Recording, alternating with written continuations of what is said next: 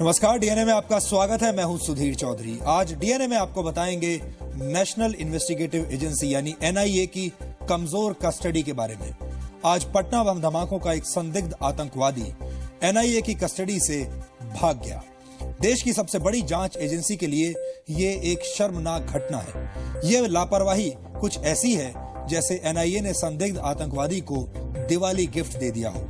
ये पूरा मामला क्या है, ये समझना आज आपके लिए जरूरी है, क्योंकि मामला देश की सुरक्षा से जुड़ा हुआ है। और इसके बाद समझने की कोशिश करेंगे कि रशिया के राष्ट्रपति पुतिन कैसे अमेरिकी राष्ट्रपति बराक ओबामा के बॉस बन गए, और फोर्ब्स मैगजीन ने अपनी पावर लिस्ट में क्यों गिराई सोनिया गांधी और मनमोहन सिंह की रैंकिंग। इसके अलावा बात करेंगे कोयला घोटाले से जुड़ी उन फाइलों की जिन्हें पूरा देश ढूंढ रहा है, लेकिन वो जी न्यूज के संवाददाता को कूड़े के एक ढेर में मिल गई। कोल फाइल्स कैसे बन गई गोल फाइल्स, ये आज हम आपको दिखाएंगे। और डीएनए में आज ट्विटर पर छप रही दिग्विजय सिंह की मनोहर कहानियों पर भी नजर डालेंगे, जिनमें राजनीतिक एक्शन है, रोमांच है, नरेंद्र मोदी के खिलाफ गुस्सा है, लेकिन सच्चाई की मात्रा काफी कम है। और आपको मिलवाएंगे सचिन के उत्तराधिकारी से। ये वो खिलाड़ी है जो आने वाले वक्त में सचिन के सारे रिकॉर्ड्स को तोड़ सकता है। लेकिन शुरुआत करते हैं देश की बड़ी खबरों से नॉन स्टॉप न्यूज में। शुक्रिया सुधीर। दिन की बड़ी खबरों का डीएनए टेस्ट शुरू करने के पहले आपको दिखाते हैं देश और दुनिया का हाल फटाफट नॉन स्टॉप न्यूज में। पटना धमाकों में रेलवे स्टेशन पर बम रखने वाले आतंकवादी इम्तियाज अंसारी का वीडियो सामने आया है। इस वीडियो में इम्तियाज को रेलवे स्टेशन के टॉयलेट के पास देखा जा सकता है, जहां सुबह एक धमाका हुआ था। धमाके के बाद इम्तियाज ने खुद को दर्जी बताकर भागने की कोशिश की थी, लेकिन जब उसके सामान की जांच हुई तो उसमें कई संदिग्ध चीजें निकली। एक दूसरे घटनाक्रम में पटना धमाकों का एक और आरोपी मेहरार आलम एनआईए को चकमा देकर भाग निकला। हालांकि एनआईए का दावा है कि मेहरार आलम को सिर्फ पूछताछ के लिए बुलाया गया था, उसे कभी गिरफ्तार नहीं किया गया। एनआईए ने इस मामले में थाने में रिपोर्ट भी दर्ज करा दी है।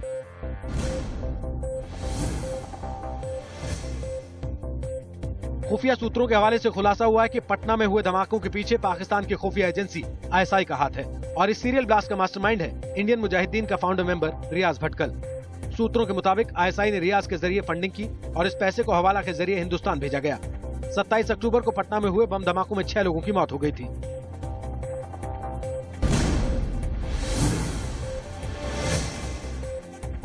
बीजेपी के प्रधानमंत्री पद के उम्मीदवार नरेंद्र मोदी ने आज सरदार वल्लभ भाई पटेल की विरासत के दावेदार पर छिड़ी बहस को और हवा दे दी। मैं प्रधानमंत्री की इस बात का गौरव करता हूं, आदर करता हूं। उन्होंने कहा सरदार साहब सच्चे सेक्युलर थे। हम भी कहते हैं इस देश को सरदार साहब वाला सेक्युलरिज्म चाहिए। अजय माकन ने मोदी के इस बयान पर पलटवार किया। सीएजी की रिपोर्ट्स वहां पर डिस्कस नहीं होती हैं, ह्यूमन राइट्स कमीशन वहां पे सेटअप नहीं होता है, वहां पर मीडिया को विधानसभा के अंदर जाने नहीं दिया जाता है। क्या तस्वीर सरदार पटेल की प्रतिमा को रख करके आप अपने बारे में प्रस्तुत करना चाहते हैं? मोदी ने आज गुजरात के नर्मदा जिले में सरदार पटेल की मूर्ति का शिलान्यास किया। ये मूर्ति दुनिया की सबसे ऊंची मूर्ति होगी और इसकी ऊंचाई स्टैच्यू ऑफ लिबर्टी से दुगनी होगी।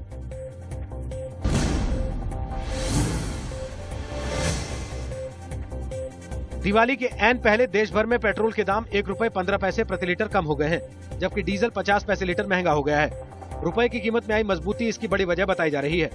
एक महीने में लगातार दूसरी बार पेट्रोल के दाम कम किए गए हैं। वैट को जोड़ने पर दिल्ली में पेट्रोल 1 रुपए 38 पैसे सस्ता होकर 71 रुपए 2 पैसे प्रति लीटर हो गया है। मुंबई में 1 लीटर पेट्रोल की कीमत 78 रुपए 4 पैसे हो गई है। नई कीमतें आज रात 12 बजे से लागू होंगी।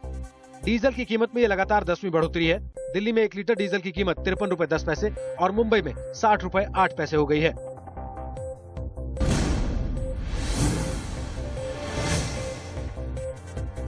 समाजवादी पार्टी के अध्यक्ष मुलायम सिंह यादव ने आज सांप्रदायिक दंगे फैलाने वालों को कड़ी चेतावनी दी है। जो अटैक करने वाले हैं, अटैक करने वाले हैं, उनकी ज्यादा दिनों तक उम्र नहीं रहती अटैक करने की। बहुत डर से नहीं है, सरकार बहुत बड़ी चीज है। मुलायम ने कहा कि देश में कुछ ताकतें जानबूझकर सांप्रदायिक हिंसा बढ़ाने का काम कर रही हैं, लेकिन सरकार उनसे ज्यादा ताकतवर है। हाल ही में मुजफ्फरनगर में फिर तनाव फैल गया था, जिस पर मुलायम ने सख्त बयान दिया।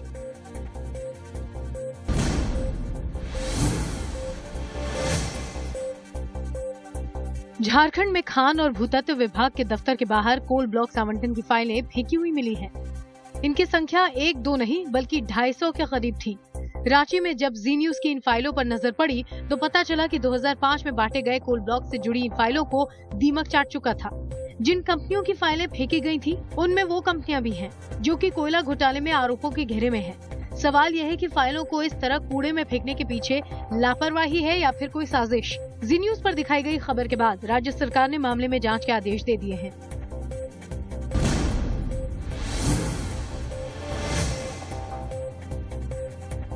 रांची की जेल में बंद आरजेडी सुप्रीमो लालू प्रसाद यादव का जेल से निकलने का सपना फिर टूट गया। झारखंड हाईकोर्ट ने आज उनकी जमानत याचिका खारिज कर दी। जस्टिस आर प्रसाद ने अपने आदेश में कहा कि सुनवाई के बाद इस मामले में जमानत की संभावना नहीं है। लालू प्रसाद यादव चारा घोटाले के मामले में आरोपी हैं और इस साल 30 सितंबर से बिरसा मुंडा जेल में 5 साल की सजा काट रहे हैं।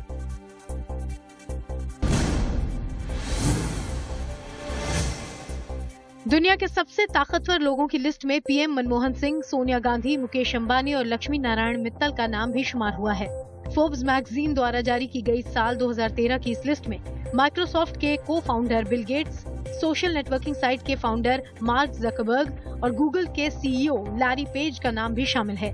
लिस्ट में सोनिया गांधी 21वें, मनमोहन सिंह 28वें, मुकेश अंबानी 38वें और उद्योगपति लक्ष्मीकांत मित्तल 51वें स्थान पर हैं, जबकि बिल गेट्स 6वें और मार्क जकरबर्ग 24वें और लैरी पेज 17वें स्थान पर हैं।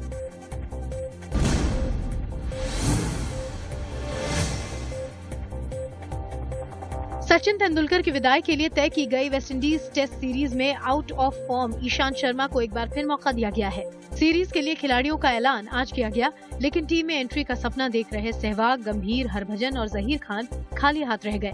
2 मैचों की टेस्ट सीरीज में कोलकाता के ईडन गार्डन और मुंबई के वानखेड़े स्टेडियम में मैच खेले जाएंगे। 14 नवंबर को सचिन तेंदुलकर अपना 200वां टेस्ट खेलकर एक्टिव क्रिकेट से विदा लेंगे।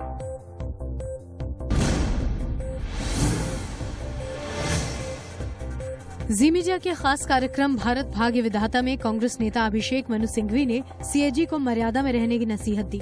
सीएजी एक बहुत महत्वपूर्ण अपनी जगह पे सही संस्था है। मैं सीएजी की कई निंदाओं जो हुई है कई शब्दों में, उससे मैं सहमत नहीं हूँ और मैं समझता हूँ कि उसको कोई हम गाली गलौज पे नहीं करना चाहते, लेकिन सीएजी को भी अपनी मर्यादा और धर्म के अंदर रहना आवश्यक है। कांग्रेस नेता अभिषेक मनु सिंघवी के साथ पूरा इंटरव्यू देखिए रात 10 बजे जी मीडिया के साथ खास कार्यक्रम भारत भाग्य विधाता में।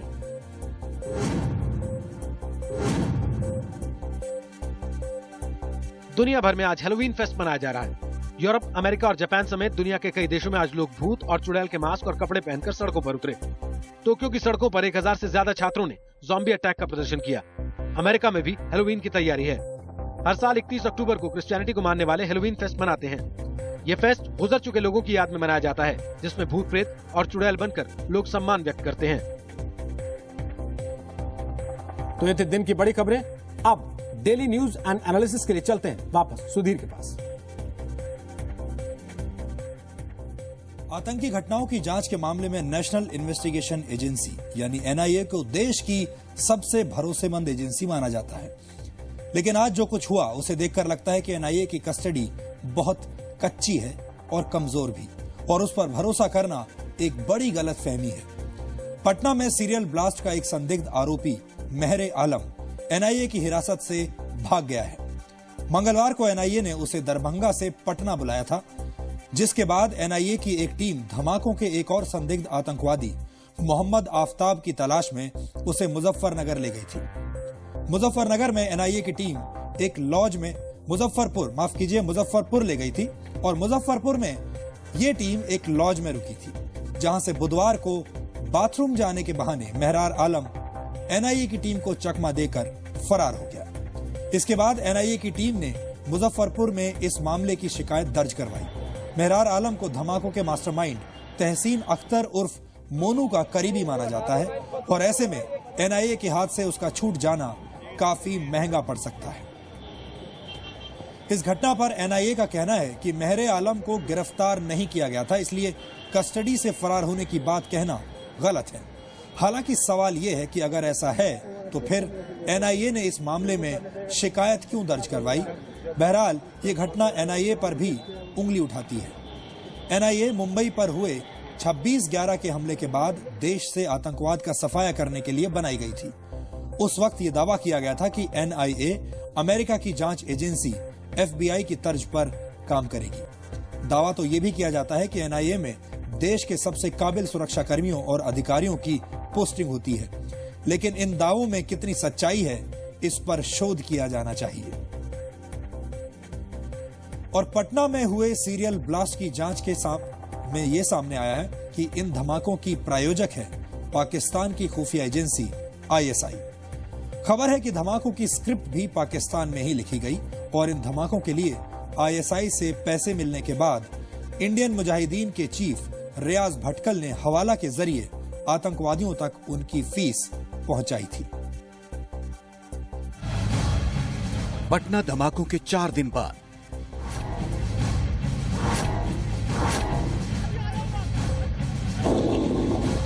सामने आया धमाकों का प्रायोजक।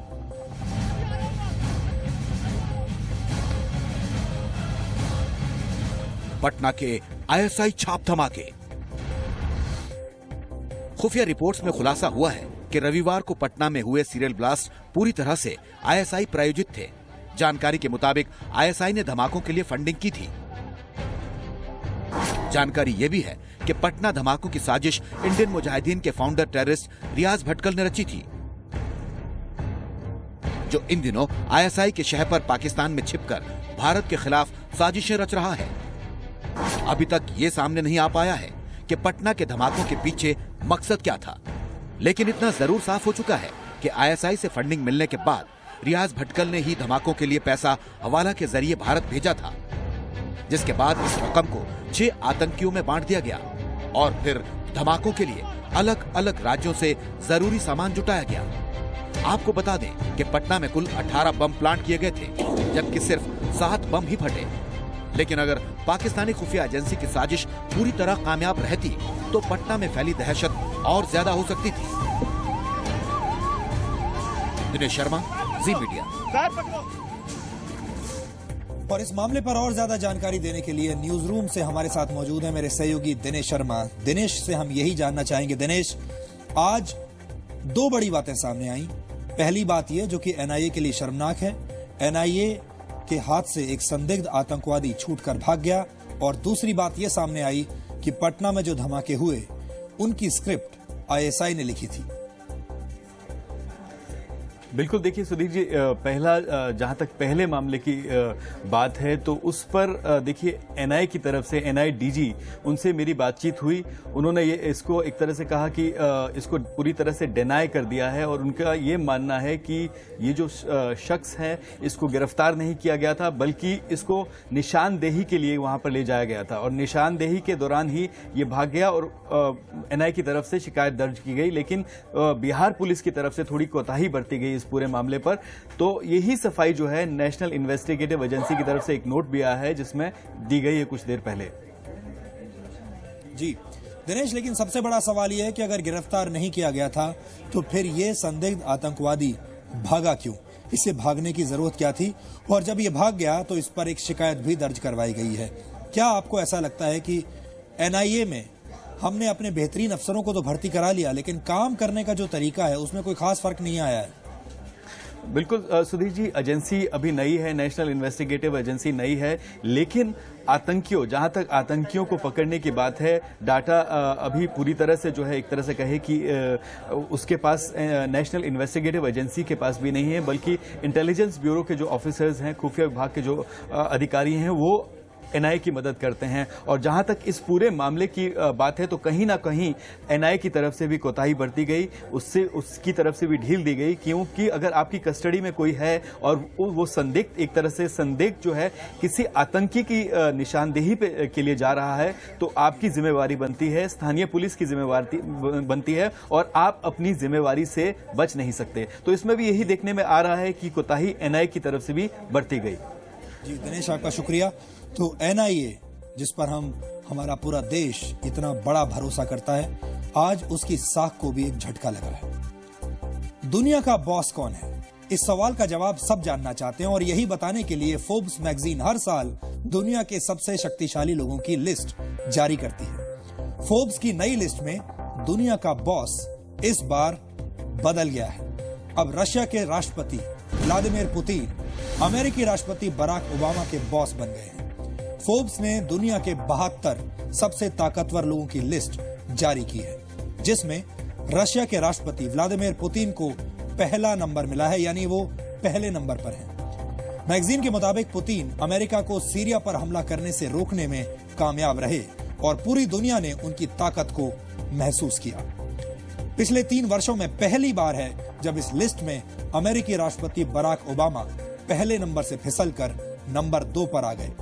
हाल ही में अमेरिका में 16 दिन तक चले फाइनेंशियल शटडाउन को रोक पाने में ओबामा कामयाब नहीं हो पाए थे और ये उनकी ताकत घटने का सबसे बड़ा उदाहरण है।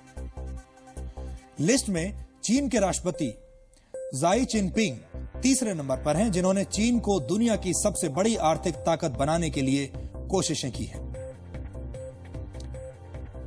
और फोर्ब्स की इस लिस्ट में कुल 72 लोगों के नाम है, जिन्हें 4 पहलुओं को ध्यान में रखते हुए रैंकिंग दी गई है। हम आपको बताते हैं वो 4 पहलू, वो 4 फैक्टर्स कौन से होते हैं। पहला ये कि लिस्ट में शामिल लोग कितनी जनसंख्या पर अपना प्रभाव रखते हैं। दूसरा, कितने आर्थिक स्रोतों पर उनका कंट्रोल है, प्रभुत्व है। तीसरा, वो समाज के कितने क्षेत्रों में दखल रखते हैं। और चौथा ये कि दुनिया में सकारात्मक परिवर्तन लाने में उन्होंने अपनी शक्ति का किस तरह प्रयोग किया है। इन 4 पहलुओं पर आधारित फोर्ब्स की इस पावर लिस्ट में 3 भारतीयों के नाम भी शामिल हैं। आप जानना चाहेंगे कि वो 3 भारतीय कौन हैं? हम आपको बताते हैं। कांग्रेस अध्यक्षा सोनिया गांधी 21वें नंबर पर हैं इस लिस्ट में। फोर्ब्स को लगता है कि भारतीय राजनीति में सोनिया गांधी का प्रभाव अब पहले से कम हुआ है और शायद इसीलिए नई लिस्ट में पिछले साल 12वें नंबर पर रही सोनिया गांधी को 9 रैंक का नुकसान हुआ है। सोनिया गांधी ने 7 रैंक नीचे यानी 28वें नंबर पर प्रधानमंत्री मनमोहन सिंह का नाम आता है। फोर्ब्स के मुताबिक मनमोहन सिंह की ताकत और प्रभाव में भी कमी आई है। पिछले साल मनमोहन सिंह इस लिस्ट में 19वें नंबर पर थे और इस लिस्ट में तीसरे भारतीय हैं मुकेश अंबानी, जो देश के सबसे अमीर व्यक्ति हैं। उनको दुनिया का 38वां सबसे ताकतवर और प्रभावशाली इंसान बताया गया है। हालांकि इस साल वो रैंकिंग में 1 कदम नीचे हैं, यानी 3 भारतीय इस बार इस लिस्ट में हैं और तीनों भारतीय रैंकिंग के हिसाब से नीचे गए हैं, डिग्रेड हुए हैं। और अब देखते हैं कि फोर्ब्स की पावर लिस्ट में विमेन पावर का क्या हाल है। दुनिया के सबसे शक्तिशाली 72 लोगों की लिस्ट में 7 महिलाएं हैं और इन 7 महिलाओं में कांग्रेस अध्यक्षा सोनिया गांधी को दुनिया की तीसरी सबसे ताकतवर महिला का खिताब मिला है। उनके लिए फोर्ब्स ने कहा है कि वो भारत सरकार की योजनाओं और दिशाओं को तय करने में अहम भूमिका निभा रही हैं। जबकि पहले नंबर पर जर्मनी की चांसलर एंजेला मर्केल का नाम है, जो यूरोपियन यूनियन की सबसे प्रभावशाली नेता है। और दुनिया की दूसरी सबसे शक्तिशाली महिला ब्राजील की राष्ट्रपति डिल्मा रोसेफ है। और अब लौटते हैं अपने ही देश में और आपको बताते हैं देश के सबसे बड़े घोटाले के बारे में। कोयला घोटाले की कुंजी कही जाने वाली कोल फाइल्स के बारे में आपको बताते हैं, जो अब गोल फाइल्स बन गई हैं। आपको ये जानकर हैरानी होगी कि जिन फाइलों को पूरा देश ढूंढ रहा है, वो फाइलें कूड़े के ढेर में जा रही हैं। कोयला घोटाले की गुप्त फाइल्स की कहानी का ये ट्विस्ट अपने आप में एक घोटाला है। ये खबर बताती है कि हमारे देश का सिस्टम किस तरह काम कर रहा है। आप भी देखिए।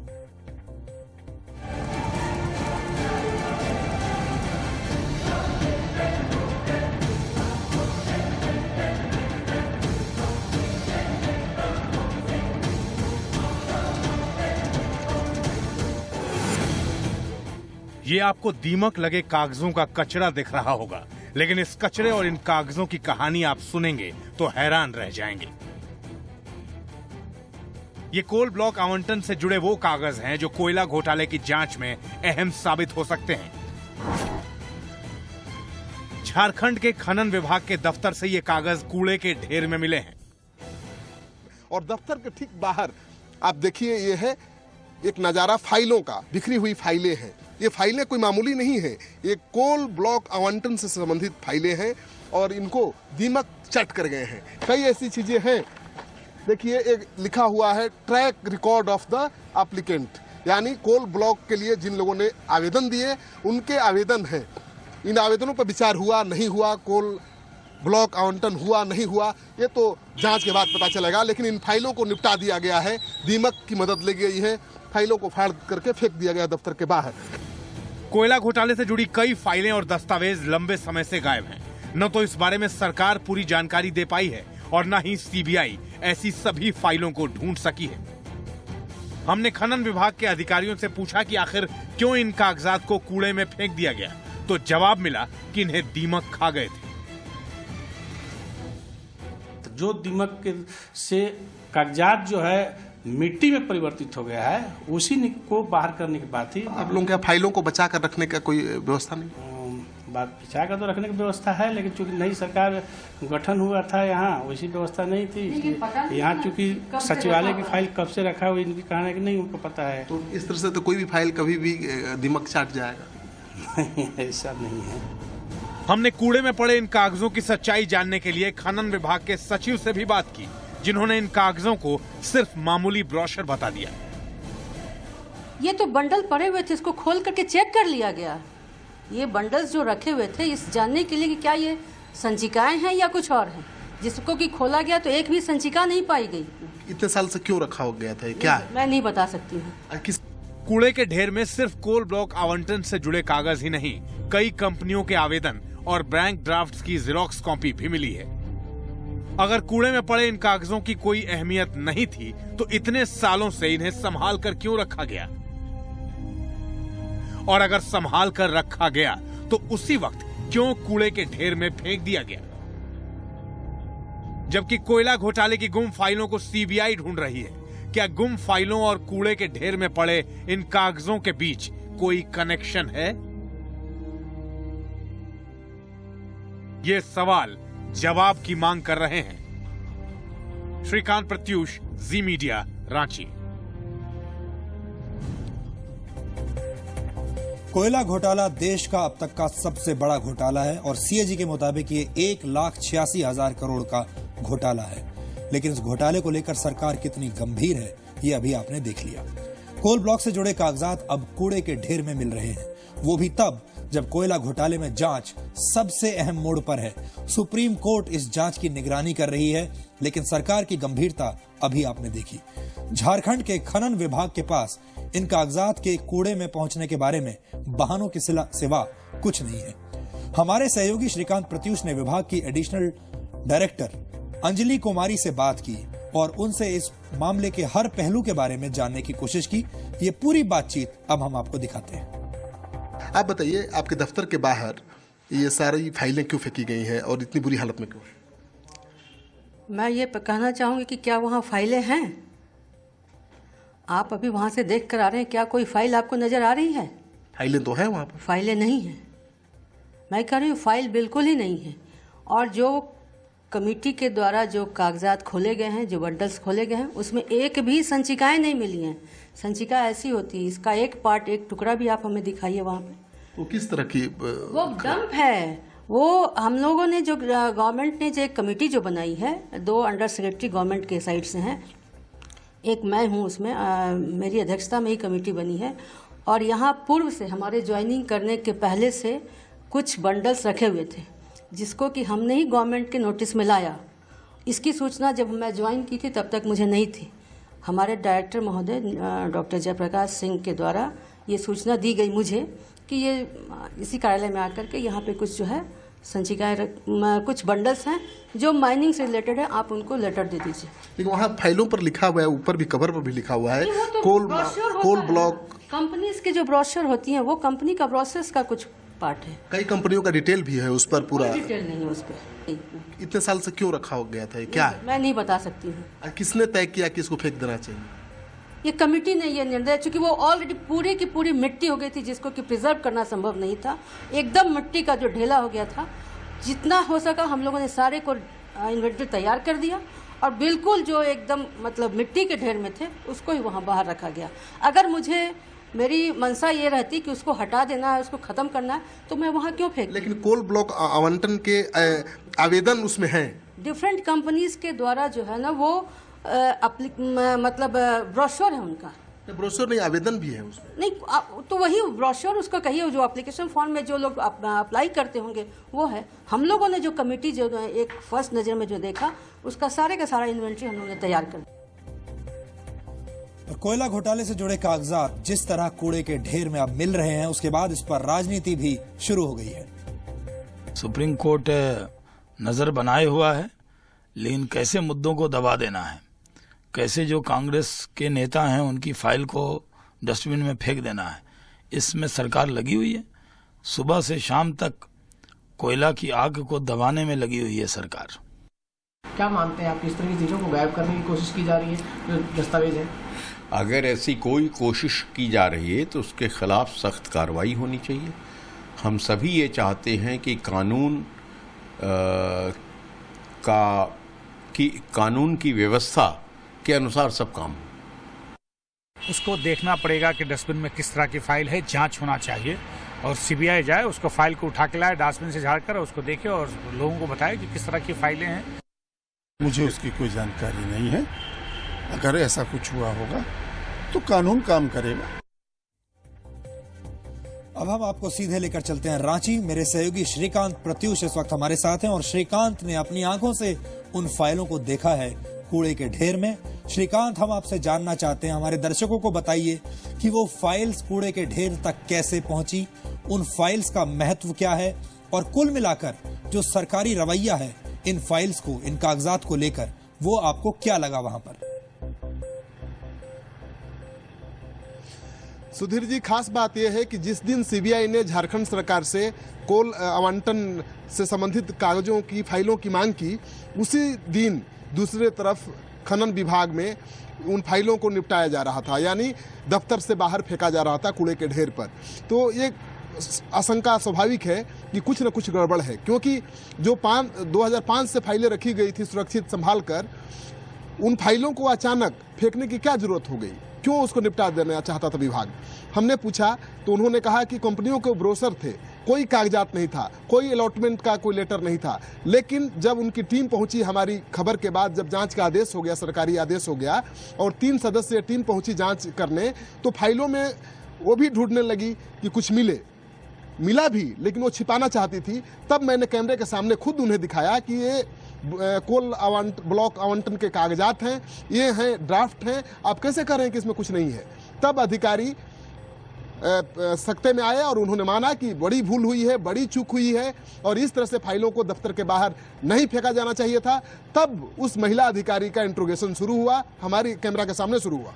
सुधीर जी। श्रीकांत, आपका बहुत बहुत शुक्रिया पूरे देश को यह बताने के लिए कि कोयले की वो जो फाइल हैं, जिनकी तलाश सबको है, जिनकी तलाश सीबीआई को है, उन फाइल्स के बारे में सरकार कितनी गंभीर है और कैसे उन फाइल्स को निपटाया जा रहा है। यहां पर आप देखिए कि कोयला घोटाले से जुड़ी हुई फाइल्स या तो खो जाती हैं और या फिर इस तरह डस्टबिन में मिल रही हैं। एक और कनेक्शन हम आपके सामने रखना चाहते हैं।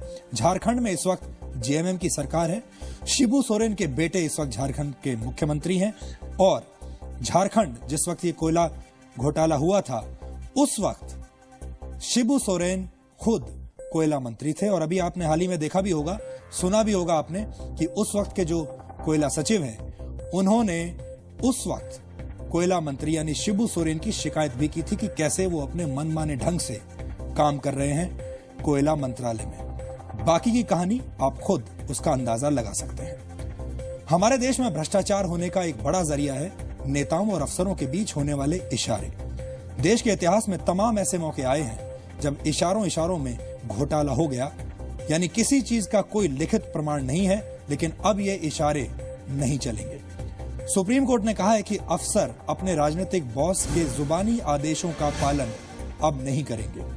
कोर्ट ने कहा है कि अगर कोई मौखिक आदेश देता है तो अफसर उसे रिकॉर्ड में लिखित दर्ज करके ही आगे कोई कदम उठाएं।